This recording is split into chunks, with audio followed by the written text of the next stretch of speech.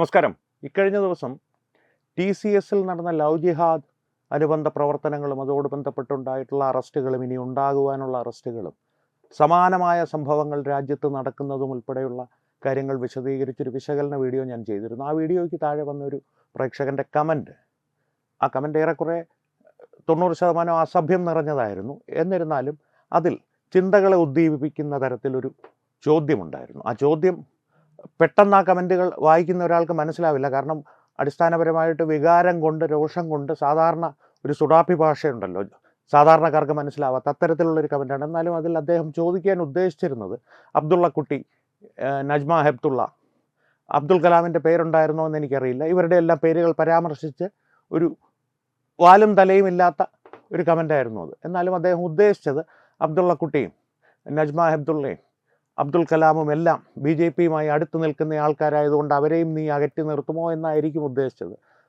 അതാണ് ഈ വീഡിയോയുടെ ആധാരം. അത്തരത്തിലൊരു ചിന്തയെ ഉദ്ദീപിപ്പിച്ചത് കൊണ്ടാണ് അദ്ദേഹത്തിൻ്റെ ആ ഒരു ബൗദ്ധികമായ ചോദ്യം, അസഭ്യം നിറഞ്ഞതായിരുന്നെങ്കിലും വാലും തലയും ഇല്ലാത്തതായിരുന്നെങ്കിലും അത്തരത്തിലൊരു ചോദ്യം ചിന്തകളെ ഉദ്ദീപിപ്പിച്ചത് കൊണ്ടാണ് ഇങ്ങനൊരു വീഡിയോ ചെയ്യുന്നത്.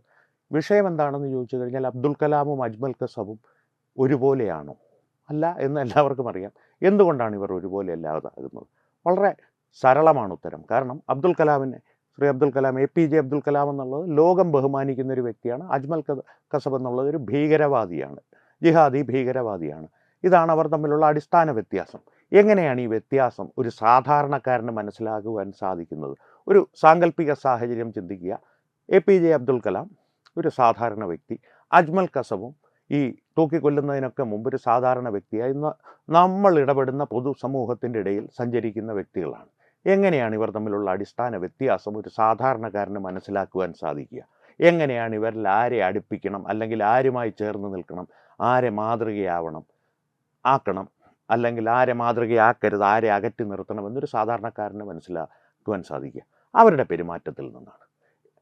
ശ്രീ APJ അബ്ദുൽ കലാമിൻ്റെ കാര്യം ഒന്നെടുക്കുക. അദ്ദേഹം ഇപ്പോൾ വിദ്യാർത്ഥികളോടോ, അല്ലെങ്കിൽ ഞാൻ പറഞ്ഞല്ലോ സാങ്കല്പിക സാഹചര്യത്തിൽ നമ്മളോടൊക്കെ ഇടപെടുമ്പോൾ അദ്ദേഹം എപ്പോഴും പറയുക എന്തിനെക്കുറിച്ചായിരിക്കും? വിദ്യാഭ്യാസത്തിൻ്റെ ആവശ്യകതയെക്കുറിച്ച്, രാജ്യത്തിൻ്റെ വികസനത്തിന് നമുക്ക് വഹിക്കുവാൻ കഴിയുന്ന പങ്കുകളെക്കുറിച്ച്, ശാസ്ത്രം, സാഹിത്യം, അദ്ദേഹം വായിക്കാറുള്ള ഗീതയെക്കുറിച്ച് ചിലപ്പോൾ പറയുമായിരിക്കും. പക്ഷേ ഒരിക്കൽ പോലും അദ്ദേഹം അതുകൊണ്ട് തന്നെ ഞാനും വായിക്കണമെന്ന് പറയില്ല. അദ്ദേഹം ഒരു ഉത്തമ ഇസ്ലാം വിശ്വാസിയായിരുന്നു. അദ്ദേഹം അദ്ദേഹത്തിൻ്റെ മതത്തെ അദ്ദേഹത്തിൻ്റെ വാസസ്ഥലത്തിൻ്റെ 4 ചുമരുകൾക്കുള്ളിൽ വെച്ചതിന് ശേഷമാണ് പുറത്തിറങ്ങി നമ്മളോട് പെരുമാറുന്നത്. അദ്ദേഹം ഒരിക്കലും എന്നോട് പറയില്ല, നിങ്ങൾ ആരാധിക്കുന്ന ശ്രീകൃഷ്ണൻ അത്ര പോര കേട്ടോ, അല്ലെങ്കിൽ പരമശിവൻ അത്ര പോര കേട്ടോ, അള്ളാഹുവാണ് കുറച്ചും കൂടി ബെറ്റർ, നിങ്ങൾക്കൊന്ന് ചിന്തിച്ചുകൂടെ എന്നുള്ള രീതിയിലുള്ള യാതൊരു സംഭാഷണവും APJ അബ്ദുൽ കലാമിൻ്റെ ഭാഗത്ത് നിന്ന് എന്നോടുണ്ടാകില്ല. എന്ന് മാത്രമല്ല, രാജ്യത്തിൻ്റെ പുരോഗതിക്ക് വേണ്ടിയിട്ട് എനിക്ക് എന്ത് ചെയ്യുവാൻ സാധിക്കും എന്നുള്ളതിനെ സംബന്ധിച്ച് ഒരുപക്ഷെ ഒരു ക്രിയാത്മകമായിട്ടുള്ള ഒരു സംവാദം തന്നെ APJ അബ്ദുൽ കലാമുമായി നടത്തുവാൻ എനിക്ക് സാധിച്ചേക്കും. അദ്ദേഹത്തിൻ്റെ എന്നോടുള്ള ഇടപെടൽ കാരണം അതിൽ നിന്ന് വ്യത്യസ്തമായി സൂചിപ്പിക്കുന്ന എന്തെങ്കിലും ഒരു സൂചന അദ്ദേഹത്തിൻ്റെ പൊതുമണ്ഡലത്തിലെ ഇടപെടലുകളിൽ നിന്ന് എനിക്ക് ഇന്നേ വരെ കാണുവാനോ അറിയുവാനോ സാധിച്ചിട്ടില്ല. നേരിട്ട് തന്നെ അദ്ദേഹവുമായിട്ട് 1-2 തവണ ആശയ സംവാദം നടത്തിയിട്ടുണ്ട്, വളരെ ചുരുങ്ങിയ സമയത്തേക്കാണെങ്കിൽ പോലും. അപ്പോഴും എന്നിൽ അദ്ദേഹം അവശേഷിപ്പിച്ച അദ്ദേഹത്തിൻ്റെ ഒരു പ്രതിച്ഛായ, അല്ലെങ്കിൽ ഒരു ബാക്കി പത്രം, അദ്ദേഹത്തെക്കുറിച്ചുള്ള ചിന്തകളുടെ ഒരു ബാക്കി പത്രം എന്നുള്ളത് എത്ര സാത്വികനായ രാജ്യസ്നേഹിയായ മനുഷ്യൻ എന്നുള്ളൊരു പ്രതിച്ഛായയാണ് അബ്ദുൽ കലാമുമായിട്ടുള്ള സംവാദങ്ങൾക്കോ അല്ലെങ്കിൽ സംസാരത്തിനോ ശേഷം എന്നിൽ ബാക്കിയായി അവശേഷിച്ചത്. അബ്ദുള്ളക്കുട്ടിയുടെ കാര്യം അത്രയും, അബ്ദുൽ കലാമിൻ്റെ അത്രയും മഹാനാണോ അബ്ദുള്ളക്കുട്ടി എന്നുള്ള ചോദ്യവുമായിട്ട് വരണ്ട. അബ്ദുള്ളക്കുട്ടിയുടെ കാര്യവും അങ്ങനെ തന്നെ, നജ്മ ഹെപ്തുള്ളയുടെ കാര്യവും അങ്ങനെ തന്നെ. ഇവർ എല്ലാം തമ്മിലുള്ള അടിസ്ഥാന സമാനതകൾ എന്താണ് എന്ന് ചോദിച്ചു കഴിഞ്ഞാൽ, ഇവരാരും പുറത്തിറങ്ങി സാധാരണക്കാരുമായി ആശയവിനിമയം നടത്തുമ്പോൾ അല്ലെങ്കിൽ സംസാരിക്കുമ്പോൾ ഒരു കാലത്തും നിങ്ങൾ ആരാധിക്കുന്ന ദൈവം, അത് ശ്രീപരമേശ്വരനാണെങ്കിലും ശ്രീകൃഷ്ണനാണെങ്കിലും ക്രിസ്തുവാണെങ്കിലും വാഹുഗുരുവാണെങ്കിലും മഹാബലിയാണെങ്കിലും ബുദ്ധനാണെങ്കിലും അവരെല്ലാം മോശക്കാരാണ്, ഞങ്ങൾ ആരാധിക്കുന്ന അല്ലെങ്കിൽ ഞങ്ങളുടെ മതത്തിലുള്ള അള്ളാഹുവാണ് ബെറ്റർ എന്നുള്ള, അല്ലെങ്കിൽ ഉഗ്രൻ എന്നുള്ളൊരു ആശയം മറ്റുള്ളവരിലേക്ക് അടിച്ചേൽപ്പിക്കുവാൻ ശ്രമിക്കില്ല. അവരെ കൊല്ലാൻ, അവർ അള്ളാഹുവിനെ ആരാധിക്കുന്നില്ല എന്നതിൻ്റെ പേരിൽ മാത്രം അവരെ കൊല്ലുവാൻ ഒരിക്കലും ശ്രമിക്കില്ല എന്ന് മാത്രമല്ല, അത്തരത്തിലൊരു ചിന്ത പോലും അവരുടെ ആരുടെയും മനസ്സിൽ പോവില്ല. അതൊരു ഭാഗം. ഇനി അജ്മൽ കസബിൻ്റെ ഭാഗമെടുക്കാം. അജ്മൽ കസബ് ഒരു ബൗദ്ധിക ബുദ്ധിജീവിയോ ഒന്നുമല്ല. അങ്കൂട്ടാ ഛാപ്പ് എന്ന് ഹിന്ദിയിൽ പറയുന്ന വിരലടയാളം മാത്രം വയ്ക്കുവാൻ, അതുപോലും നേരെ പതിപ്പിക്കുവാൻ അറിയാത്ത ഒരു തനി മദ്രസ പൊട്ടൻ ആയിരുന്നു അജ്മൽ കസബ്. അജ്മൽ കസബ് ആയിക്കോട്ടെ, ഹാഫിസ് സയ്യിദ് ആയിക്കോട്ടെ, അസർ മസൂദ് ആയിക്കോട്ടെ, ഇത്തരത്തിലുള്ള ഭീകരവാദികളെല്ലാം ഇതിൻ്റെ ഒരു ഏറ്റക്കുറച്ചിലുകളിൽ മാത്രം ഉൾപ്പെടുന്ന, ഈ ഒരു ശ്രേണിയുടെ ഏറ്റക്കുറച്ചിലുകളിൽ മാത്രം ഉൾപ്പെടുന്ന മദ്രസ പൊട്ടന്മാരാണ്. അതുകൊണ്ട് തന്നെ അവരുടെ ഭാഗത്ത് നിന്ന് ഞാൻ പറഞ്ഞിട്ടുണ്ട്, ഈ സാങ്കല്പിക സാഹചര്യത്തിൽ പോലും അബ്ദുൽ കലാമിനെ പോലുള്ളവരിൽ നിന്നുണ്ടാകുന്ന ഒരു ബൗദ്ധികമായിട്ടുള്ള ഒരു സംവാദം, അല്ലെങ്കിൽ നമ്മുടെ നന്മയെ കരുതിയുള്ളൊരു സംവാദം പ്രതീക്ഷിക്കുക വേണ്ട അവരുടെ ഭാഗത്ത് നിന്ന്. പക്ഷേ ആദ്യം ഉണ്ടാകുന്നത്, നിങ്ങൾ ആരാധിക്കുന്ന ശ്രീകൃഷ്ണൻ എത്ര പോരാ കേട്ടോ, ശ്രീ പരമേശ്വരൻ എത്ര പോരാ കേട്ടോ, വായുഗുരു എത്ര പോരാ കേട്ടോ, യേശു ക്രിസ്തു മോശക്കാരനാണ് കേട്ടോ, അള്ളാഹു ആണ് ബെറ്റർ, അങ്ങോട്ട് ആരാധിച്ചാൽ പോരെ, പറ്റില്ല എന്ന് നമ്മൾ പറഞ്ഞാൽ മിക്കവാറും നമ്മെ വെടിവെച്ച് കൊല്ലുകയും ചെയ്യും. അജ്മൽ കസബ് വെടിവെച്ച് കൊല്ലുവാൻ വേണ്ടി തന്നെയാണ് വന്നത്. ഞാനൊരു സാങ്കല്പിക സാഹചര്യമാണ് പറയുന്നത്. ഇതാണ് അടിസ്ഥാനപരമായിട്ടുള്ള വ്യത്യാസം. ഇത്തരത്തിലുള്ള സംവാദം നടത്തുന്നതിൽ ആരെ സ്വീകരിക്കണം, ആരെ നമ്മുടെ ഒരു പൊതുസമൂഹത്തിൻ്റെ, നമ്മുടെ ഒരു സാമൂഹിക വൃത്തത്തിൻ്റെ അകത്ത് ഉൾപ്പെടുത്തണം, ആരെ നമ്മളൊരു റോൾ മോഡലായിട്ട് അല്ലെങ്കിൽ ഒരു കൃത്യമായിട്ടുള്ളൊരു അനുകരണീയമായ മാതൃകയായി കണ്ട് ആരാധിക്കണമെന്ന് ഞാൻ പറയുന്നില്ല, അല്ലെങ്കിൽ സ്വീകരിക്കണം എന്നുള്ളത് തീരുമാനിക്കുവാൻ വളരെ എളുപ്പമാണ്. നമ്മുടെ സാമാന്യ ബോധം മാത്രം മതി. APJ അബ്ദുൽ കലാം അനുകരണീയമായൊരു മാതൃകയാണ്. അജ്മൽ കസബ് അനുകരണീയമായ മാതൃക അല്ല എന്ന് മാത്രമല്ല, അകറ്റി നിർത്തുകയും തൂക്കിക്കൊല്ലുകയും വേണ്ടൊരു പ്രതിഭാസമാണ്. ഈ പ്രതിഭാസം അജ്മൽ കസബിൽ മാത്രം ഒതുങ്ങുന്നില്ല. ഇനി പക്ഷെ മറ്റൊരു പ്രശ്നമുണ്ട്. ഈ അജ്മൽ കസബിനെ പോലെ ആയുധമെടുത്ത് കാഫിറുകളെ കൊല്ലാൻ ഇറങ്ങാത്ത, ബൗദ്ധികമായി കാഫിറുകളെ കൊല്ലുവാൻ ഈ അജ്മൽ കസബുകളെ ഉണ്ടാക്കുവാൻ വേണ്ടി പ്രവർത്തിക്കുന്ന ഒരുപാട് പേർ നമ്മുടെ പൊതുമണ്ഡലത്തിൽ ഇന്ന് പ്രവർത്തിക്കുന്നുണ്ട്.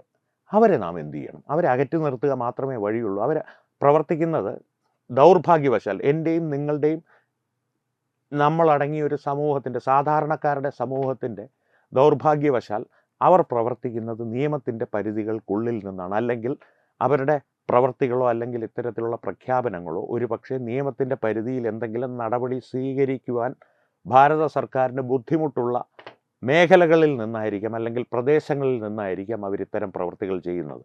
ഉദാഹരണത്തിനൊരു അടിവാരമുണ്ടല്ലോ, മലേഷ്യയിൽ എവിടെയോ ഇരുന്നാണ് ഇത്തരത്തിലുള്ള പ്രവൃത്തികൾ ചെയ്യുന്നത്. ഭാരതത്തിൽ വന്ന് കാലുകുത്തുന്നത് വരെ ഇത്തരത്തിലുള്ള രാജ്യവിരുദ്ധ പ്രവർത്തനങ്ങളുടെ പേരിൽ എന്തെങ്കിലും നടപടികൾ അയാളുടെ മേലെടുക്കുവാൻ ഭാരത സർക്കാരിന് ഒരു അതിർത്തിപരമായിട്ടുള്ള പരിമിതികളുണ്ട്. പ്രത്യേകിച്ച് മലേഷ്യയുമായിട്ടുള്ള ബന്ധം എന്ന് പറയുന്നത് UAE-യുമായിട്ടുള്ള നമ്മുടെ ബന്ധം പോലെ അത്ര ഊഷ്മളമായിട്ടുള്ള ഒരു ബന്ധമല്ല.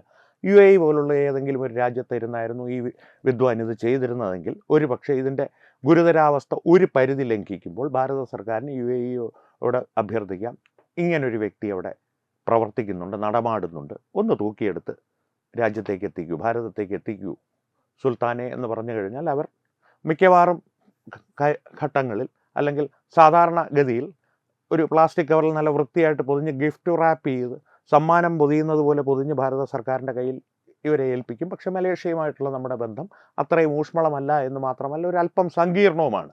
കാരണം ഒരു ലവ് ഹേറ്റ് റിലേഷൻഷിപ്പ് എന്ന് പറയും. ഈ മഹാതീർ എന്നൊരു ബിരുദൻ അവിടെ പ്രധാനമന്ത്രിയായി ഭരിച്ച് മലേഷ്യ ഏതാണ്ട് മുടിപ്പിക്കുന്ന അവസ്ഥയിലെത്തി. നരേന്ദ്രമോദിയുടെ ശത്രുത സമ്പാദിച്ച്, വ്യക്തിപരമായ ശത്രുത സമ്പാദിച്ച് തകർന്നടിഞ്ഞു പോയെങ്കിലും മലേഷ്യയുമായിട്ടുള്ള ഭാരതത്തിൻ്റെ ബന്ധത്തിന് ഒരു ഉലച്ചിലുണ്ടാക്കിയിട്ടാണ് ആ വിദ്വാൻ പോയത്. അപ്പോൾ അങ്ങനെയുള്ള സാഹചര്യങ്ങൾ നമ്മുടെ മുൻപിലുള്ളപ്പോൾ എന്ത് നാം ചെയ്യണം എന്ന് ചോദിച്ചാൽ അതിനുള്ള ഉത്തരം ഈ കഴിഞ്ഞ ദിവസത്തെ വീഡിയോയിൽ ഞാൻ പറഞ്ഞിരുന്നു. ഇവർക്ക് ഒരു ഫോളോവേഴ്സ് എന്നുള്ള രീതിയിൽ, അല്ലെങ്കിൽ ഇവരുടെ പേജുകൾ പിന്തുടരുന്ന ആളുകളുടെ എണ്ണം ഒന്ന് നിങ്ങൾ പരിശോധിച്ചാൽ, നിങ്ങൾ അതിലുണ്ടെങ്കിൽ അല്ലെങ്കിലും ഇല്ലെങ്കിലും പരിശോധിച്ചാൽ ഒരു കാര്യം നിങ്ങൾക്ക് വ്യക്തമാകും. ഇവരുടെ അവരെ പിന്തുടരുന്ന, അവരുടെ പേജുകളിലെ എണ്ണം കൂട്ടുന്ന ആളുകളുടെ ഇടയിൽ ഒരു 70 മുതൽ 80% വരെ അവരാരെയാണോ ഉപദ്രവിക്കണമെന്ന് നിർബന്ധമായിട്ടുള്ള പ്രഖ്യാപനങ്ങളും പോസ്റ്റുകളും ലേഖനങ്ങളും എഴുതുന്നത് ആ കൂട്ടത്തിൽപ്പെട്ട ആളുകളായിരിക്കും. എന്താണ് ഇവർ പറയുന്നതെന്ന് അറിയണമല്ലോ എന്നുള്ളൊരു ആകാംക്ഷ കൊണ്ടാണ് ഞങ്ങൾ പോകുന്നത് എന്നുള്ളൊരു പൊതുധാരണയിൽ പരത്തി അതിൽ അംഗത്വമെടുക്കുകയോ അവരെ പിന്തുടരുകയോ ചെയ്യുന്ന ആളുകൾ ഇവരുടെ ശത്രുക്കളായിട്ട്, കാഫിറുകളായിരിക്കും അതിൽ 70 മുതൽ 80% വരെ. അത്തരത്തിലുള്ളൊരു മനോഭാവം എന്തുകൊണ്ടാണ് കാഫിറുകളുടെ ഇടയിൽ ഉണ്ടാകുന്നത്? ഈ കാഫിർ എന്ന് പറയുന്നതിൽ ഞാനും നിങ്ങളുമെല്ലാം പെടും കേട്ടോ. ഈ കാഫിറുകൾക്ക് അടിസ്ഥാനപരമായിട്ട് ആത്മാഭിമാനം എന്ന് പറയുന്നൊരു സാധനം ഒരല്പം കുറവാണ് ഇന്നത്തെ സാഹചര്യത്തിൽ. ഒരു 150 വർഷം മുമ്പ് നമ്മുടെ സമൂഹത്തിൽ അങ്ങനെ ആയിരുന്നില്ല. ആത്മാഭിമാനം മറ്റെന്തിനും മേലെയാണെന്ന് കരുതിയിരുന്ന ഒരു സമൂഹമായിരുന്നു ഹൈന്ദവ സമൂഹവും ഭാരതീയ സമൂഹവും. ആ ഭാരതീയ സമൂഹത്തിൻ്റെ ആത്മാഭിമാനത്തെ മറച്ചു വെച്ച് നിങ്ങൾക്ക് ഇതിൽ അഭിമാനിക്കാനൊന്നുമില്ല, നിങ്ങളുടെ പൈതൃകം അത്ര നല്ലതൊന്നുമല്ല, ബ്രിട്ടീഷുകാരും മുഗളന്മാരും വന്നാണ് ഇതിനെ നന്നാക്കിയത്, നിങ്ങളുടെ പൂർവികരൊക്കെ ഭീരുക്കളായിരുന്നു തുടങ്ങി കൃത്യമായിട്ടുള്ള ആസൂത്രിതമായിട്ടുള്ള ഒരു പഠിപ്പിക്കലുകളിലൂടെ ഒരു തലമുറയുടെ തന്നെ ആത്മവിശ്വാസം ആദ്യം ഇല്ലാതാക്കി, ആ ആത്മവിശ്വാസം ഇല്ലാതാക്കിയ തലമുറയുടെ പിൻഗാമികൾ ആയി വന്ന ഞാനും നിങ്ങളുമെല്ലാം ആത്മാഭിമാനക്കുറവുള്ളവരായി വളരുകയും ചെയ്തു. അതുതന്നെയാണ് പ്രശ്നം. മറ്റൊരു ഉദാഹരണം ഞാൻ പറഞ്ഞുതരാം. എത്രയോ തവണ ഇത് പലതവണ പല വീഡിയോകളിൽ ഞാൻ ആവർത്തിച്ച് പറഞ്ഞിട്ടുള്ളതാണ്. ഷവർമ പോലുള്ള വസ്തുക്കൾ കഴിച്ച് മരണപ്പെട്ടു പോയ ആളുകളുടെ വിവരങ്ങൾ ദൈനംദിനം എന്നവണ്ണം പത്രമാധ്യമങ്ങളിലും ദൃശ്യമാധ്യമങ്ങളിലും നാം കണ്ടുകൊണ്ടിരിക്കുകയാണ്. എന്നിരുന്നാലും 2-ാം ദിവസം ഷവർമ കടയുടെ മുമ്പിൽ പോയി ഞാനും നിങ്ങളുമൊക്കെ ക്യൂ നിൽക്കും. ഞാനിപ്പോൾ നിൽക്കാറില്ല, അതിൻ്റെ കാര്യം വേറെയാണ്. നിൽക്കുന്ന ആളുകളുടെ ഇടയിൽ പരിശോധിച്ചാലും നേരത്തെ ഞാൻ പറഞ്ഞ ഈ പേജുകൾ പിന്തുടരുന്ന ആളുകളുടെ ഇടയിലുള്ള ഏതാണ്ട് അത്രയും തന്നെ ശതമാനമായിരിക്കും ഈ വിഷം വാങ്ങിക്കഴിച്ച് കാഫറുകളെന്ന് നമ്മളെ കരുതുന്ന ആളുകളുടെ കച്ചവടത്തിന് മുടക്കുമുതൽ നൽകുവാനോ അല്ലെങ്കിൽ അതിൻ്റെ ലാഭം നൽകുവാനോ പ്രയത്നിക്കുന്നത്. അടിസ്ഥാനപരമായിട്ട് ഞാനതിനെപ്പോഴും പറയുന്നൊരു കാര്യമുണ്ട്. എന്ത് വൃത്തികേട് നമ്മളോട് കാണിച്ചാലും, ഏത് തരത്തിലുള്ള ഹലാൽ ഭക്ഷണം, അവരുടെ ഒരു ഭക്ഷണ രീതിയുടെ വിശ്വാസം നമ്മുടെ മേൽ കൃത്യമായി അടിച്ചേൽപ്പിക്കുവാനുള്ള ശ്രമങ്ങളാണെന്ന് മനസ്സിലാക്കിയാലും ഇല്ലെങ്കിലും കൃത്യമായിട്ട് ഇക്കാൻ്റെ മുഹബത്ത് മുക്കിയ സുലൈമാനി നക്കാതെ എനിക്കും നിങ്ങൾക്കും ഉറക്കം വരില്ല. അതാണ് ഞാൻ പറഞ്ഞത്. ആത്മാഭിമാനത്തിൻ്റെ ഒരു കുറവ് നമ്മളിൽ ഉണ്ട് എന്നുള്ള കാര്യം വസ്തുതയാണ്. അത് നിഷേധിച്ചിട്ടും കാര്യമില്ല. നിഷേധിച്ചാൽ നിഷേധിച്ചു കൊണ്ടിരിക്കുകയുള്ളൂ. വസ്തുത മാറില്ലല്ലോ. ഈ കണ്ണടച്ചിരുട്ടാക്കുവാൻ സാധിക്കില്ലല്ലോ. നമുക്കിരുട്ടാവും, ലോകത്തിന് ഇരുട്ടാവില്ലല്ലോ. അത്തരത്തിലുള്ളൊരവസ്ഥയിലാണ് ഹൈന്ദവ സമൂഹമെങ്കിലും ഇന്ന് കേരളത്തിൽ, ഏറ്റവും ചുരുങ്ങിയത് കേരളത്തിലെങ്കിലും കഴിയുന്നത്. ഇപ്പോൾ ക്രിസ്ത്യൻ സമൂഹവും ആ ഒരു തലത്തിലേക്ക് മാറിക്കൊണ്ടിരിക്കുകയാണ് അതിവേഗം. ഹൈന്ദവ സമൂഹം ഇത്തരത്തിലൊരവസ്ഥയിൽ എത്തുവാനായിട്ട് ഏതാണ്ടൊരു 50-75 വർഷങ്ങളെടുത്തു. പക്ഷേ ക്രിസ്ത്യൻ സമൂഹത്തിൻ്റെ ആ നിലയിലേക്കുള്ള പതനമെന്ന് പറയുന്നത് കഴിഞ്ഞ 10 വർഷങ്ങൾക്കുള്ളിലാണ് ദ്രുതഗതിയിൽ സംഭവിച്ചത്. 10 വർഷങ്ങൾക്ക് മുമ്പ് ക്രിസ്ത്യൻ സമൂഹം ഒരു നല്ല വിഭാഗം ആത്മാഭിമാനമുള്ളവരായിരുന്നു. അവരുടെ കോൺഗ്രസ് ബ്രിട്ടീഷ് സ്നേഹങ്ങളെല്ലാം വെച്ചുകൊണ്ട് തന്നെ ഞാൻ പറയുന്നു, അതിൽ നല്ലൊരു വിഭാഗം അധ്വാനികളും ആത്മാഭിമാനമുള്ളവരും അതിൽ തന്നെ ഒരു നല്ല ശതമാനം രാജ്യസ്നേഹികളുമായിരുന്നു. പക്ഷേ ഇപ്പോൾ അടിസ്ഥാനപരമായിട്ട് എങ്ങനെയാണോ ഇസ്ലാമിക വിഭാഗം മതപണ്ഡിതന്മാർ പറയുന്നത് വിശ്വസിച്ച് അന്ധമായി മുന്നോട്ട് പോകുന്നൊരവസ്ഥയിലെത്തിയത്, ആ ഒരവസ്ഥ ഏറെക്കുറെ നടപ്പാക്കപ്പെട്ട് കഴിഞ്ഞു. ആ ഒരവസ്ഥയെക്കാളും പ്രശ്നതരമായിട്ടുള്ളൊരു കാര്യം ഈ ഹിന്ദുക്കളുടെ ആത്മാഭിമാനമില്ലായ്മയിലേക്ക് അവർ പതിച്ചു കഴിഞ്ഞു. ഇസ്ലാമിക സമൂഹത്തിൻ്റെ കാര്യം കഷ്ടമാണ്. കാരണം ഈ ആത്മാഭിമാനം ഒരു സ്വയം പര്യാപ്തത ഒരു വ്യക്തിയെ സംബന്ധിച്ചുള്ളതാണ്, സമൂഹത്തെ സംബന്ധിച്ചല്ല. വ്യക്തിയുടെ ഒരു സ്വയം പര്യാപ്തത, സ്വതന്ത്ര ചിന്ത, ഇതൊന്നും അതിൽ അനുവദനീയമല്ല. അങ്ങനെ വളർന്നവർക്ക്, തലമുറകളായി അങ്ങനെ വളർന്നവർക്ക് ഇതൊന്നും പ്രശ്നമായിരിക്കില്ല. പക്ഷേ ഒന്ന് ചിന്തിച്ചു നോക്കൂ, ഹൈന്ദവ സമൂഹത്തിനും ക്രിസ്ത്യൻ സമൂഹത്തിനും സ്ഥിതി വ്യത്യസ്തമാണ്. അവരെ സംബന്ധിച്ച്, ക്രിസ്ത്യൻ സമൂഹത്തെ സംബന്ധിച്ച് പറയുകയാണെങ്കിൽ അവർക്ക് തിരിച്ചറിവുണ്ടാവേണ്ടത് കുറെ കൂടി, അല്ലെങ്കിൽ തിരിച്ചറിവുണ്ടാകുവാൻ കുറെ കൂടി എളുപ്പമാണ്. കാരണം ഈ തലമുറയിൽപ്പെട്ടവർ തന്നെ ഈ ആത്മാഭിമാനമുള്ളൊരു സമൂഹത്തിൻ്റെ പ്രവർത്തനവും പ്രവൃത്തിയും എല്ലാം കണ്ടിട്ടുണ്ട്. കേവലം ഒരു 10-15 വർഷങ്ങൾക്ക് മുമ്പ്. ഇപ്പോൾ ഒരു 20 വയസ്സുള്ള ഒരു വ്യക്തിക്ക് പോലും അവരുടെ മാതാപിതാക്കളിൽ നിന്നെങ്കിലും അത്തരത്തിലൊരവസ്ഥ നിലനിന്നിരുന്നു എന്ന് ആവശ്യമെങ്കിൽ ചോദിച്ചറിയുവാനും അത്തരത്തിലുള്ളൊരു അറിവ് നേടുവാനും സാധിക്കും. ഹൈന്ദവ സമൂഹത്തെ സംബന്ധിച്ച് എൻ്റെ തലമുറയിൽപ്പെട്ടവർക്ക് പോലും അത്തരത്തിലുള്ളൊരു സ്ഥിതിവിശേഷം ഉണ്ടായിരുന്നു എന്നുള്ളത് എൻ്റെ അപ്പൂപ്പൻ്റെ അച്ഛൻ പറഞ്ഞാലേ അറിയുവാൻ സാധിക്കുകയുള്ളൂ എന്നൊരു ദുരവസ്ഥ ഹൈന്ദവ സമൂഹത്തെ സംബന്ധിച്ച് നിലനിൽക്കുന്നുണ്ട്. എന്നിരുന്നാലും ഈ സമൂഹങ്ങളെല്ലാം ഇന്ന് 2 സമൂഹങ്ങളും ഏതാണ്ട് ഒരേ അവസ്ഥയിലേക്ക് അധപ്പതിച്ചിരിക്കുകയാണ്. അതുകൊണ്ട് തന്നെയാണ് എത്രത്തോളം ഷവർമ വിഷമാണെന്ന് പറഞ്ഞാലും ഹലാൽ ഞങ്ങളുടെ ഭക്ഷണ രീതിയാണ്, അത് ഏത് തന്ത്രം ഉപയോഗിച്ചും നിങ്ങളുടെ മേൽ ഞങ്ങൾ അടിച്ചേൽപ്പിക്കുമെന്ന് അവർ പ്രഖ്യാപിച്ചാലും, അത് മനസ്സിലാക്കിയാലും, നമ്മുടെ ഹൈന്ദവരുടെ കാര്യം എടുത്തു കഴിഞ്ഞാൽ വിഷു പോലുള്ള ആഘോഷങ്ങൾ ശ്രീകൃഷ്ണനെ അപമാനിക്കാവുന്നതിൻ്റെ അങ്ങേയറ്റം അപമാനിച്ച് പരസ്യങ്ങൾ നൽകി അതിനുശേഷം പ്രതിഷേധം രൂക്ഷമാവുമ്പോൾ കേവലം ഒരു മാപ്പിൽ കാര്യങ്ങൾ ഒതുക്കി, എന്നാൽ അവരുടെ മതവിശ്വാസത്തെ തൊടുമ്പോൾ ജോസഫ് മാഷിനെ പോലുള്ളവരുടെ കൈവെട്ടി ഒരു ഉദാഹരണമുണ്ടാക്കി, അല്ലെങ്കിൽ ഇത്തരത്തിലായിരിക്കും അനുഭവം എന്നുള്ളൊരു പ്രഖ്യാപനം നടത്തി പോകുന്നൊരു സമൂഹത്തിൻ്റെ നേരെയുള്ള നമ്മുടെ പ്രതികരണം എങ്ങനെയാണ്? അവരെ നമ്മൾ തല്ലാനോ കൊല്ലാനോ പോകണമെന്നല്ല ഞാൻ ഓരോ വീഡിയോയിലും പറയുന്നത്. ഞാൻ തുടരെ പറയുന്ന ഒരു അഭിപ്രായം, ഇത്തരത്തിലൊരു സമൂഹം ഒരു ഏകപക്ഷീയമായി പെരുമാറുന്നുണ്ടെങ്കിൽ അവരോടുള്ള ഏക പ്രതിരോധം അവരെ അകറ്റി നിർത്തുക എന്നുള്ളത് തന്നെയാണ്. സാമൂഹികമായ ഒറ്റപ്പെടുത്തലിനാണോ ഞാൻ ആഹ്വാനം ചെയ്യുന്നത് എന്ന് ചോദിച്ചാൽ അല്ല, വ്യക്തിപരമായിട്ടുള്ള ഒറ്റപ്പെടുത്തലാണ്. അത് നിങ്ങളുടെ സ്വാതന്ത്ര്യമാണ്. ഇക്കാൻ്റെ മുഹബത്ത് മുക്കിയ സുലൈമാനി നക്കണോ വേണ്ടയോ, മന്തി നക്കണമോ, ശ്രീകൃഷ്ണനെ അപമാനിച്ച മന്തി നക്കണമോ വേണ്ടയോ എന്ന് ഓരോ വ്യക്തിക്കും സ്വതന്ത്രമായി തീരുമാനമെടുക്കുവാനുള്ള അവസരം ഇന്നത്തെ ദിവസത്തിലെങ്കിലും ഭാരതത്തിലും കേരളത്തിലും നിലവിലുണ്ട്. നാളെ മുഴുവനായിട്ട് ഏതെങ്കിലും ഒരു മതത്തിൻ്റെ നിയമം നടപ്പാക്കപ്പെട്ട് കഴിഞ്ഞാൽ ആ സ്വാതന്ത്ര്യം നിങ്ങൾക്കുണ്ടാവില്ല. പക്ഷെ ഇന്നേ ദിവസം നിങ്ങൾക്കതുണ്ട്. അങ്ങനെയുള്ള മുഹബത്ത് മുക്കിയ സുലൈമാനി നക്കുവാൻ പോകണോ വേണ്ടയോ എന്ന് ഒരു വ്യക്തി തീരുമാനിക്കുക. സാമൂഹികമായിട്ടുള്ള ഒരു ബഹിഷ്കരണം ഞാൻ ആഹ്വാനം ചെയ്യുന്നതേയില്ല. പക്ഷേ ഓരോ വ്യക്തിയും തീരുമാനിക്കുകയാണെങ്കിൽ, അത്തരത്തിലൊരു തീരുമാനമെടുത്ത് അത് കൃത്യമായി നടപ്പാക്കുകയാണെങ്കിൽ അത്തരത്തിലൊരു ബഹിഷ്കരണത്തിലേക്ക് കാര്യങ്ങൾ പോകും. അങ്ങനെ കാര്യങ്ങൾ പോയി കഴിഞ്ഞാൽ അടുത്ത തവണ അടുത്ത വിഷുവിനോ അല്ലെങ്കിൽ ഓണത്തിനോ ശ്രീകൃഷ്ണ ഭഗവാനെ മന്തിക്ക് മുമ്പിലിരുത്തി ഉണ്ടാക്കുന്നതിന് മുൻപ് തന്നെ ആ തെറ്റവർ തിരിച്ചറിയും. മാപ്പ് പറയേണ്ട അവസ്ഥ വരില്ല, അതവർ ചെയ്യില്ല. കാരണം ഈ മാപ്പ് പറഞ്ഞ സംഭവം ഉൾപ്പെടെയുള്ള കാര്യങ്ങൾ തെറ്റുപറ്റിപ്പോയി, ശ്രദ്ധക്കുറവ് കൊണ്ട് പറ്റിയതാണ് എന്ന് വീഡിയോയിൽ പറഞ്ഞ് മാപ്പ് അപേക്ഷിച്ചെങ്കിലും 7ഓളം കടകൾ ഏതാണ്ട് ഒരേ തരത്തിലുള്ള പോസ്റ്ററുകൾ പുറത്തിറക്കിയത് ശ്രദ്ധക്കുറവാണെന്ന് പറഞ്ഞാൽ അത് വിശ്വസിക്കണമെങ്കിൽ ആ കുഴിമന്തി മാത്രം കഴിച്ച് ഇക്കാൻ്റെ മുഹബത്ത് മുക്കി സുലൈമാനി മാത്രം കുടിച്ച് ജീവിക്കുന്നവരായിരിക്കും. അല്ലാത്തിടത്തോളം കാലം അത് വിശ്വസിക്കാൻ ബുദ്ധിമുട്ടാണ്. ഇത് ആസൂത്രിതമായി കശ്മീരിലുള്ളതുപോലെ ഒരു ടെസ്റ്റ് ഡോസ് നൽകിയതാണ്. ഇതിൻ്റെ പരിധി എത്രത്തോളം നമുക്ക് തള്ളി കൊണ്ടുപോകുവാൻ സാധിക്കും? മന്ദബുദ്ധികളായ ഹൈന്ദവ സമൂഹം അല്ലെങ്കിൽ ആത്മാഭിമാനമില്ലാത്ത ഹൈന്ദവ സമൂഹം ഇക്കാര്യത്തിലും പ്രതികരിക്കാതിരുന്നാൽ താമസിയാതെ നമുക്ക് നമ്മുടെ അടുത്ത ഘട്ടത്തിലേക്ക് കടക്കാം. താമസിയാതെ അതിലും ഒരല്പം കഴിഞ്ഞ് നമുക്ക് റലീവ് ഗലീവ് ചെലീവിലേക്ക് കശ്മീരിൽ ചെയ്തതുപോലെ ഇവിടെയും ചെയ്യാം. കശ്മീരി പണ്ഡിറ്റുകൾ ചെയ്തതുപോലെ തന്നെയായിരിക്കും ഇവന്മാരും ചെയ്തുകൊണ്ടിരിക്കുക ആ നിമിഷം വരെ. കാരണം അത് നമ്മളെ ബാധിക്കുന്ന കാര്യമല്ലല്ലോ.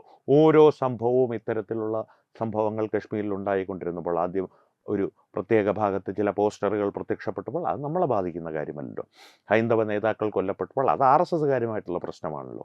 ജഡ്ജി കൊല്ലപ്പെട്ടപ്പോൾ അതെന്തോ അവരുടെ ഒരു ഭീകരവാദിയെ തൂക്കിക്കൊല്ലാൻ വിധിച്ചത് കൊണ്ടല്ലേ അവർ ചെയ്യുന്നത്. അതും നമ്മളെ ബാധിക്കുന്ന കാര്യമല്ലല്ലോ. ഇങ്ങനെ പറഞ്ഞ് ഒരു രാത്രിയിൽ റലീവ് ഗലീവ് ഛലീവ് നിങ്ങളുടെ സുന്ദരികളായ പെൺകുട്ടികളെ, പണ്ഡിതായനികളെ ഇവിടെ ഉപേക്ഷിച്ച് ആണുങ്ങൾ കശ്മീർ വിട്ടുപോകുക എന്നുള്ള പ്രഖ്യാപനം കേട്ട് ജീവനും സ്വത്തൊന്നുമില്ലായിരുന്നു, കയ്യിൽ കിട്ടിയതും വാരിപ്പിടിച്ച് ജീവനും കൊണ്ടോടേണ്ട ഒരവസ്ഥയിലേക്ക് കശ്മീരി പണ്ഡിറ്റുകളെത്തി. കശ്മീർ എന്നുള്ളത് ഭാരതത്തിൻ്റെ അങ്ങേയറ്റത്താണ്, ഇത് ഞങ്ങളെ ബാധിക്കുന്ന കാര്യമല്ലല്ലോ എന്ന് കരുതി വേണമെങ്കിൽ ഇരിക്കാം. പക്ഷേ റലീവ് ഗലീവ് ഛലീവ് എന്നുള്ളതിൻ്റെ മാറുക, ഓടുക അല്ലെങ്കിൽ മരിക്കുക എന്നുള്ളൊരു പ്രഖ്യാപനം മലയാളത്തിൽ കേൾക്കുവാനുള്ള അധികം വൈകാതെ വരുവാനുള്ള ഒരു സാഹചര്യമാണ് നാം ഒരുക്കി കൊടുക്കുന്നത്, ഞാനും നിങ്ങളും ഒരുക്കി കൊടുക്കുന്നത് എന്നുള്ളത് മാത്രമാണ് ഇതിൻ്റെ പ്രശ്നം. അതിലേക്ക് എത്താതിരിക്കട്ടെ എന്നാണ് എൻ്റെ പ്രാർത്ഥന. പക്ഷേ അത്തരത്തിലുള്ളൊരവസ്ഥയിലേക്ക് അതിവേഗം സഞ്ചരിക്കുന്ന ഒരു രീതിയാണ് കേരളത്തിൻ്റെ ഒരു സമൂഹം ഇപ്പോൾ കാണിക്കുന്നത്. വളരെ നിസ്സംഗമായിട്ട് അതിനോട് പ്രതികരിക്കുന്ന ഒരു സമൂഹം ആ വേഗത കൂട്ടുന്നു, അല്ലെങ്കിൽ ഇന്ധനമായി പ്രവർത്തിക്കുന്നു, വേഗത കൂടുവാനുള്ള ഇന്ധനമായി പ്രവർത്തിക്കുന്നു. അതാണ് ദൗർഭാഗ്യകരമായിട്ടുള്ളൊരു വിഷയം. ഇനി പറഞ്ഞു തുടങ്ങിയിലേക്ക് തിരിച്ചു വരാം. എങ്ങനെ ഇവരെ തിരിച്ചറിയാം? APJ അബ്ദുൽ കലാമിനെയും അജ്മൽ കസബിനെയും തിരിച്ചറിയുവാനായിട്ട് പ്രത്യേകം എന്തെങ്കിലും ഒരു ടിപ്സോ അല്ലെങ്കിൽ പോയിൻറ്റേഴ്സോ വേണമെന്ന് പറയുന്നവനെ അടിയന്തരമായിട്ട് ഊളംപാറയിലോ കുതിരവട്ടത്തോ കൊണ്ടുപോകണം. അടിസ്ഥാനപരമായിട്ട് ഇവരെ തിരിച്ചറിയുന്നത് അവരുടെ മതബോധം കൊണ്ട് തന്നെയാണ്. കാരണം APJ അബ്ദുൽ കലാം ഉത്തമ മതവിശ്വാസിയായിട്ടുള്ള ഒരു ഭാരതീയൻ തന്നെയായിരുന്നു. അവിടെയാണ് ശ്രദ്ധിക്കേണ്ടത്. ഭാരതീയനായിരുന്നു. അജ്മൽ കസബ് ഭാരതീയനായിരുന്നില്ല, പാകിസ്ഥാനിയായിരുന്നു, ഇസ്ലാമിക ഭീകരവാദിയായിരുന്നു. ഇനി അജ്മൽ കസബിന് പകരം ഒരു കശ്മീരി ഭീകരവാദിയെ ആ സ്ഥാനത്തേക്ക് കൊണ്ടുവരൂ. അഫ്സൽ ഗുരു അല്ലെങ്കിൽ യാക്കൂബ് മേമൻ, ടൈഗർ മേമൻ, ദാവൂദ് ഇബ്രാഹിം, ഇവരെല്ലാം നമ്മളോട് അവരുടെ പ്രവൃത്തി മണ്ഡലങ്ങളെയെല്ലാം മാറ്റിവെച്ച് ഒരു സാധാരണക്കാരെ പോലെ ഇടപെടുമ്പോൾ അവരെ തിരിച്ചറിയുവാനുള്ള ഏറ്റവും നല്ല മാർഗം അവരുടെ മതബോധം അവർ നമ്മളോട് എങ്ങനെ പ്രകടിപ്പിക്കുന്നു എന്നുള്ളതാണ്. അബ്ദുൽ കലാമിനെ പോലൊരു വ്യക്തി, അല്ലെങ്കിൽ നജ്മ ഹെപ്തുള്ളയെ പോലൊരു വ്യക്തി, അബ്ദുള്ള കുട്ടിയെ പോലൊരു വ്യക്തി, ഇവരെല്ലാം ഒരേ തലത്തിലുള്ള തീക്ഷ്ണശാലികളാണെന്നല്ല പറയുന്നത്. ഇവരെല്ലാം കഴിവുള്ളവരാണ്. പക്ഷേ അവരുടെ തീക്ഷ്ണശാലികൾ എന്നുള്ള തരത്തിലുള്ള ഒരു അളവുകോൽ വ്യത്യസ്തമാണ്. എന്നാലും ഈ ഒരു കമൻറ്റിൽ ഇവരുടെ എല്ലാം പേര് പറഞ്ഞതുകൊണ്ട് ഇവരെല്ലാം ഒരേ സ്വരത്തിൽ ഞാൻ ഇത് ചെയ്യുന്നു. ഇവരെല്ലാം നല്ല ദേശീയത ഉള്ളിൽ ഉൾക്കൊള്ളുന്ന ഭാരതീയരാണ്. അവരുടെ മതബോധം എന്നുള്ളത് അവർ മതത്തിൽ വിശ്വസിച്ചാലും ഇല്ലെങ്കിലും വിശ്വസിക്കുന്ന ഘട്ടത്തിൽ അവരുടെ മതബോധം അവരവരുടെ വീട്ടിൽ വെച്ചിട്ടാണ് പുറത്തിറങ്ങി നമ്മളോട് പെരുമാറുന്നത്. നമ്മുടെ മതവിശ്വാസങ്ങളെ അവരൊരിക്കലും ചോദ്യം ചെയ്യുകയില്ല എന്ന് മാത്രമല്ല, അതിനെ നാം പ്രകടിപ്പിച്ചാൽ അവരതിനെ ബഹുമാനിക്കുകയും ചെയ്യും. തിരിച്ച് ആ ബഹുമാനം, അത്തരത്തിലുള്ളൊരു ബഹുമാനം അവർ നമുക്ക് നൽകുന്നുണ്ടെങ്കിൽ തിരിച്ച് അവരുടെ മതത്തിനെ ബഹുമാനിക്കുക എന്നുള്ളത് നമ്മുടെ ബാധ്യത തന്നെയാണ്. നമ്മുടെ മതവിശ്വാസത്തെ, ഗുരുവായൂരുള്ള പ്രസാദം APJ അബ്ദുൽ കലാമിന് ഞാൻ നൽകുകയാണെങ്കിൽ വളരെ സന്തോഷത്തോടും ഭക്തിയോടും കൂടി തന്നെ അദ്ദേഹം അത് സ്വീകരിച്ച് കഴിക്കുകയും ചെയ്യും. അബ്ദുള്ള കുട്ടിയുടെ കാര്യവും അങ്ങനെ തന്നെ, നജ്മ അബ്ദുള്ളയുടെ കാര്യവും അങ്ങനെ തന്നെ. ഇങ്ങനെയുള്ള പ്രസാദം കഴിക്കണമെന്നൊരു നിർബന്ധമില്ല. പക്ഷേ അജ്മൽ കസബോ അഫ്സൽ ഗുരുവോ യാക്കൂബ് മേമനോ ദാവൂദ് ഇബ്രാഹിമോ ഈ പ്രസാദം കഴിക്കുകയില്ല എന്ന് മാത്രമല്ല, ആ പ്രസാദത്തിൽ തുപ്പിയിട്ട് അതെടുത്ത് ചവറ്റുകുട്ടയിലെറിഞ്ഞ് ഇതൊന്നും ശരിയല്ല, ഞങ്ങളുടെ ഇതിനറക്കുന്ന സാധനം മാത്രമാണ് ശരിയായ കാര്യം എന്ന് എന്നോട് പറയുകയും അത് സമ്മതിക്കുവാൻ ഞാൻ ഒരുങ്ങിയില്ലെങ്കിൽ, അല്ലെങ്കിൽ അവരുടെ ഒരു വാദം ഞാൻ അംഗീകരിച്ചില്ലെങ്കിൽ എന്നെ ഏതെങ്കിലും തരത്തിൽ ഇല്ലാതാക്കുവാൻ അവർ ശ്രമിക്കുകയും ചെയ്യും. ഇതാണ് വ്യത്യാസം. അതുകൊണ്ട് വീണ്ടും പറയുന്നു, അബ്ദുൽ കലാം അല്ല അജ്മൽ കസബ്. അജ്മൽ കസബ് എന്നുള്ള വ്യക്തി അകറ്റി നിർത്തപ്പെടേണ്ട വ്യക്തിയാണ്, തൂക്കിക്കൊല്ലപ്പെടേണ്ട വ്യക്തിയാണ്. ഈ അടിവാരങ്ങളെ പോലെയുള്ളവരെ പൂർണ്ണമായും അകറ്റി നിർത്തേണ്ടവരെയാണ്. കാരണം അവരെ നിയമപരമായി തൂക്കിക്കൊല്ലുവാൻ ഭാരത ഭരണഘടന അനുവദിക്കുന്നില്ല. ഇവരെ ആരെയും തല്ലണം കൊല്ലണം എന്നല്ല ഞാൻ പറയുന്നത്. അത് നിയമത്തിൻ്റെ വഴിക്ക് കൈകാര്യം ചെയ്യട്ടെ. നമുക്ക് നമ്മുടെ വഴിക്ക് കൈകാര്യം ചെയ്യുവാനുള്ള ജനാധിപത്യപരമായിട്ടുള്ളൊരു അവകാശം വിനിയോഗിച്ച് ഇവരിൽ നിന്ന് അകന്നു നിൽക്കുക എന്നുള്ളൊരു പ്രവൃത്തി നമുക്ക് ചെയ്യുവാൻ സാധിക്കും. അത് ചെയ്യണോ വേണ്ടയോ എന്ന് തീരുമാനിക്കാനുള്ള സ്വാതന്ത്ര്യം ഓരോ വ്യക്തിക്കുമുണ്ട്. ആ സ്വാതന്ത്ര്യം ഉപയോഗിക്കുക എന്ന് മാത്രമാണ് ഞാൻ പറയുന്നത്. നിങ്ങളോട് അകറ്റി നിർത്താൻ പോലും ഞാൻ പറയുന്നില്ല. എൻ്റെ വ്യക്തിപരമായിട്ടുള്ള അഭിപ്രായം അകറ്റി നിർത്തണമെന്ന് തന്നെയാണ്. വേണമെങ്കിൽ അകറ്റി നിർത്താം, അല്ലെങ്കിൽ വേണ്ട. പക്ഷേ അടിസ്ഥാനപരമായിട്ട് ആ സഹോദരൻ്റെ ചോദ്യത്തിന് അസഭ്യങ്ങളെല്ലാം മാറ്റി നിർത്തിയിട്ടുള്ള ഉത്തരം വളരെ ലളിതമാണ്. APJ അബ്ദുൽ കലാമിനെ സ്വീകരിച്ച് ഉള്ളാലെ ഉൾക്കൊണ്ട് അദ്ദേഹത്തെ ഒരു അനുകരണീയമായ മാതൃകയായി ഉൾക്കൊണ്ട് ഏതൊരു ഭാരതീയനും ജീവിതത്തിൽ മുന്നോട്ട് പോകാം. അജ്മൽ കസബിനെയോ അല്ലെങ്കിൽ അഫ്സൽ ഗുരുവിനെയോ പോലുള്ള ഇസ്ലാമിക ഭീകരവാദികളെ, ജിഹാദികളെ അനുകരണീയമായ മാതൃകയായി കാണുന്ന ഏതൊരുവനും തൂക്കുമരത്തിൽ തൂങ്ങിയാടുവാൻ അർഹതപ്പെട്ടവനാണ്, അകറ്റി നിർത്തപ്പെടേണ്ടവനാണ്. ഒരു സംശയവും വേണ്ട. സംശയലേശമന്യേ ഞാൻ പറയുകയാണ്. തൽക്കാലം അത്രമാത്രം. വീണ്ടും കാണാം. നന്ദി, നമസ്കാരം. വിട്ടുവീഴ്ചയില്ലാത്ത നിലപാടുകളുമായി ദേശീയതയുടെയും സമാജത്തിൻ്റെയും ശാക്തീകരണത്തിനു വേണ്ടി തത്വമയിയുടെ ജൈത്രയാത്ര തുടരുകയാണ്. യൂട്യൂബിൽ മാത്രം തത്വമയിക്ക് 10 ലക്ഷം സബ്സ്ക്രൈബേഴ്സിലേക്ക് എത്താൻ ഏതാനും ചുവടുകൾ മാത്രമാണ് ബാക്കി. മറ്റ് സോഷ്യൽ മീഡിയ പ്ലാറ്റ്ഫോമുകളിലും തത്വമയിയുടെ നിറസാന്നിധ്യം തുടരുകയാണ്. ഈ അവസരത്തിൽ ഞങ്ങൾക്ക് നിങ്ങളോടുള്ള അഭ്യർത്ഥന ഞങ്ങളോടൊപ്പം നിൽക്കുക എന്നുള്ളതാണ്. നിങ്ങൾ ഉപയോഗിക്കുന്ന ഏത് സോഷ്യൽ മീഡിയ പ്ലാറ്റ്ഫോം ആണെങ്കിലും ഞങ്ങളുടെ വരിക്കാരാകുക, ഞങ്ങളെ സബ്സ്ക്രൈബ് ചെയ്യുക. നിങ്ങളുടെ സുഹൃത്തുക്കളിലേക്ക് തത്വമയിയുടെ ഈ സന്ദേശം പ്രചരിപ്പിക്കുക. ഞങ്ങളോടൊപ്പം നിൽക്കൂ, രാഷ്ട്രത്തോടൊപ്പം നിൽക്കൂ, ദേശീയതയ്ക്കൊപ്പം സഞ്ചരിക്കൂ.